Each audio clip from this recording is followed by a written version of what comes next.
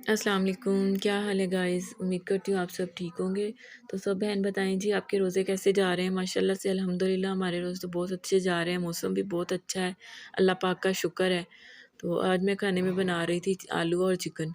तो मैंने प्याज़ कटिंग करके रख लिए थे, वो भी मैंने हल्के से ब्राउन हुए जैसे मैंने उसमें पानी डाल के उसको 2-3 मिनट मैंने भुनाई की। तो माशाल्लाह से प्याज़ भी हो गए थे, तो इसमें मैं डाल रही थी जो मैंने पेस्ट बना लिया था अदरक, लहसुन और सब्ज़ मिर्च और टमाटर का। तो टमाटर मैंने पहले ही फ्रीज़ करके रख लिए थे, छिलका उतार के कटिंग करके मैंने फ्रीज़ किए हुए थे, बस उनको मैंने थोड़ा-सा पीस लिया इनके साथ ही। तो जब माशाल्लाह से पेस्ट बन गया तो मैंने इकट्ठा ही डाल दिया सालन में। तो ये शोरबे वाले सालन में अगर आप इस तरह पेस्ट डालेंगे बना के तो माशाल्लाह से वो बहुत अच्छा शोरबा बनेगा। तो साथ में डाल रही थी अब जो मसाले वगैरह रखे थे, लाल मिर्च, हल्दी और सूखा धनिया और ज़ीरा और नमक। तो बस मैं ज़्यादा मसाले नहीं डाल रही थी, लाइट से ही मैंने इसमें नमक मिर्च डाली, क्योंकि सहरी में आपको पता है कि ज़्यादा मिर्ची वाला खाना खा के तो फिर सहरी करके रोज़ा सारा दिन इस तरह रहता है ना इंसान, डिस्टर्ब सा नहीं समझ आती कि क्या करें क्या नहीं। तो मैंने लाइट से ही डाली मसाले वगैरह इसके अंदर। तो चिकन भी मैंने डाल दिया, मसाला मेरा हो गया था रेडी। तो मैंने 3-4 सब्ज़ मिर्च कटिंग करके ना चिकन के साथ डाली हैं, क्योंकि इसकी ना चिकन की स्मेल नहीं आती अगर आप इसमें सब्ज़ मिर्च डाल देंगे साथ। तो माशाल्लाह से चिकन भी मेरा भुन गया था। आलू भी मैंने इसकी भुनाई कर ली थी, तो मैंने अपने हिसाब से जितना पानी लेना था, वो भी मैंने पानी डाल दिया सालन के अंदर। तो माशाल्लाह से सालन हमारा हो गया था तैयार।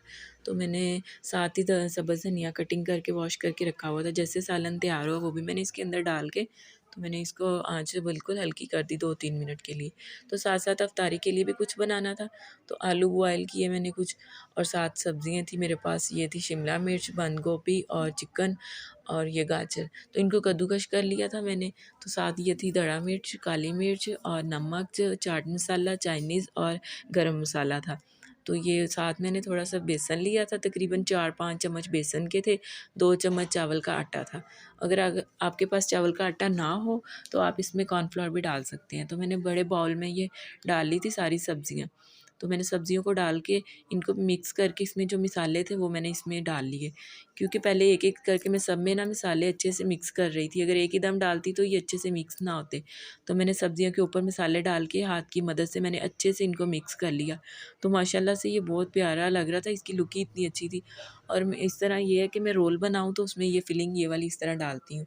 तो माशाल्लाह से मसाले सारे हो गए थे मेरे हल। तो इसमें मैं डाल रही थी आलू। तो आलू को भी मैं इसी तरह हाथ की मदद से अच्छे से मैंने इसको मिक्स कर लिया था। तो फिर इसके बाद आलू और इसको मैंने सब्जियों को मिक्स करके अब इसमें चावल का आटा डाल रही थी और बेसन। बेसन मैंने एकदम से सारा नहीं डाला, बेसन मैंने थोड़ा-सा डाला पहले, थोड़ा बाद में, मैंने कहा देखते हैं, और इसमें आपने पानी नहीं डालना।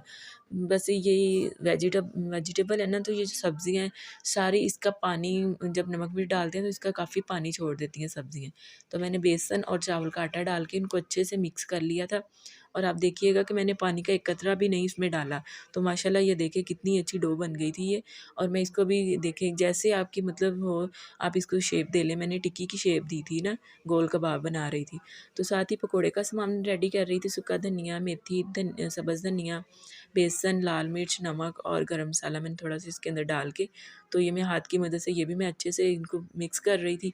पहले मैंने खुश्क को मिक्स कर लिया था, फिर इसमें मैंने थोड़ा-सा पानी डाला, क्योंकि बहुत पानी कम डलता है। तो माशाल्लाह से ये मिक्सचर भी तैयार हो गया था अभी। तो मैंने जल्दी-जल्दी पकोड़े भी बना लिए और साथ समोसे भी बना ली थी। तो जो मैंने वेजिटेबल कटलेट्स थे वो भी मैंने बना लिए। तो बहुत ही मज़े के बने थे, आप भी ज़रूर ट्राई कीजिएगा।